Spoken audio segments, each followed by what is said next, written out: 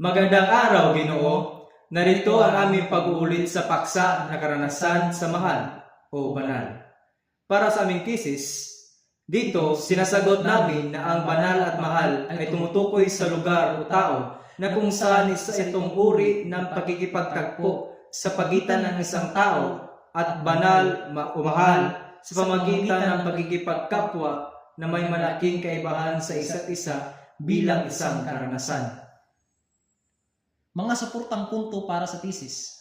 Unang punto, sinasabi namin ito sapagkat ang pagkikipagtagpo sa banal o mahal katulad ng Diyos o kahit banal na lugar ay puno ng katahimikan sapagkat ang Diyos ay nakikipag-usap sa tahimik na pamamaraan. Bukod dito, sinasabi namin ito dahil sa katotohanan ang pagkikipagtagpo sa banal o mahal ay kinakailangan ng malinis at tahimik na puso. At sa ikatlong punto, sinasabi namin ito dahil ang pakikipagtagpo sa banal o ng Panginoong Diyos ay nakakatulong sa pagkikipagkapwa-tao sapagkat ibinahagi dito ang respeto at malasakit bilang pagtuturing na iba sila sa atin. Para sa personal na karanasan na nagpapakita ng bawat sumusuportang punto. Unang ipakita ang unang punto. Isa lang alang ang aking pagdarasal dito sa aming seminaryo. Mas nadarama namin ang presensya ng Diyos kapag tahimik ang lugar at ang aming puso. Mas naririnig namin ang manipis na boses ng Diyos. At sa ikalawang karanasan, bilang halimbawa sa ikalawang punto, isipin ang aking karanasan bilang isang seminarista. Hindi ko maintindihan ang mga bagay o mga sitwasyon kung madumi ang aking puso sapagkat naging malayo ako sa banal o mahal na Panginoong Diyos na nagdudulot ng hindi pagdama sa Kanyang presensya. Tungkol naman sa ikatlong punto, ako mismo ay nakaranas ng pagturing na iba ang ibang tao sa akin sa pamamagitan ng pagbibigay galang at pagmamahal, kagaya na lamang sa aking guro sa paaralan. Iba siya sa akin at gayon din sa pagkikipagtagpo sa Diyos. Mas magiging buhay ang relasyon namin sa iba dahil ang iba ay ibang-iba sa ating kagaya ng mahal o banal.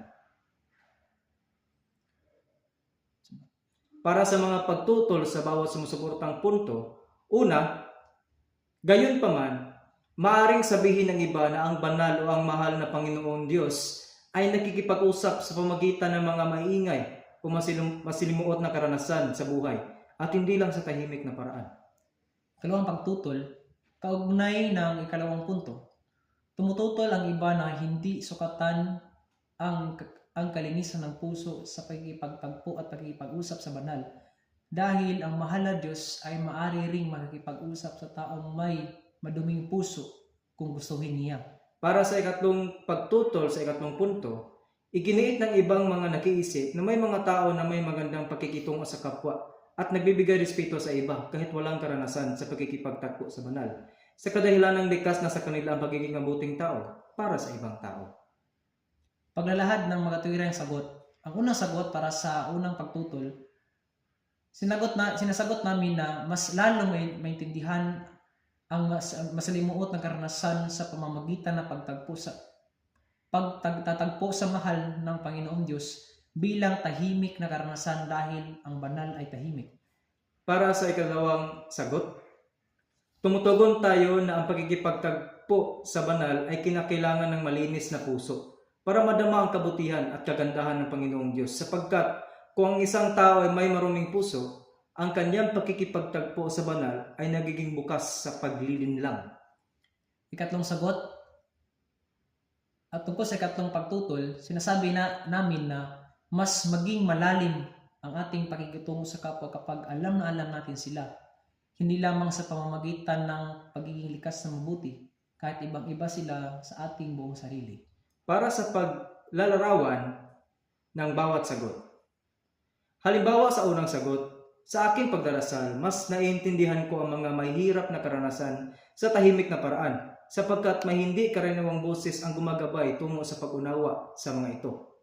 At ikalawang halimbawa, mas nagiging makabuluhan ang aking pagdarasal kapag ang aking puso ay matiwasay at malinis sapagkat nagiging mapayapa ang isipan at mas nadarama ang kabanalan ng Diyos.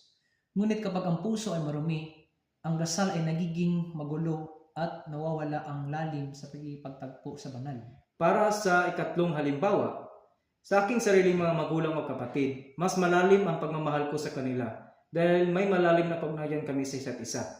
Kahit na ibang-iba sila sa aking buong sarili, sapagkat ang pagtuturing na iba sila ay naghatid sa akin ng mas malalim na relasyon sa kanila. At para sa aming konklusyon, sinasabi namin na ang banal at ang mahal ay maaring tumutukoy sa lugar o taong nagsisilbing daluyan ng pagkikipagtagpo ng tao sa banal, lalo na sa pagkikipagkapwa kung saan naranasan ang malinaw na kaibahan ng bawat isa. Para sa sariling pananaw sa sagot, una, ang katahimikan ng puso at lugar ay lingwahe ng Diyos. Mas naririnig ko ang Diyos o mas naririnig namin ang Diyos kapag tahimik ang aming mga puso at isip, lalo na ang kapaligiran. Mas nauunawaan namin ang banal o mahal dahil dito.